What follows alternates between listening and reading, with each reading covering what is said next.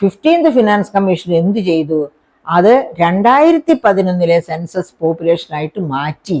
2011 census പോപ്പുലേഷനായിട്ട് മാറ്റിയപ്പോഴേക്കും എല്ലാ തെക്കേ Indian സംസ്ഥാനങ്ങളുടെയും സംസ്ഥാന പോപ്പുലേഷൻ ഒരുപാട് കുറഞ്ഞു. ഇന്ത്യൻ പോപ്പുലേഷന്റെ ഉദാഹരണത്തിന് കേരളത്തിന്റെ കാര്യം എടുക്കുക.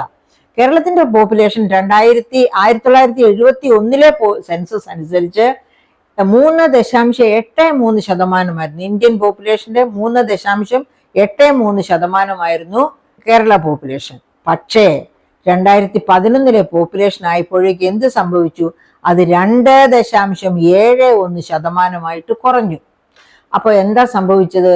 3.83% പോപ്പുലേഷന് കിട്ടിക്കൊണ്ടിരുന്ന ഷെയറാണ് 2.71 പോപ്പുലേഷൻ ആയപ്പോൾ ടപ്പേന്ന് താഴേക്ക് പോയത്.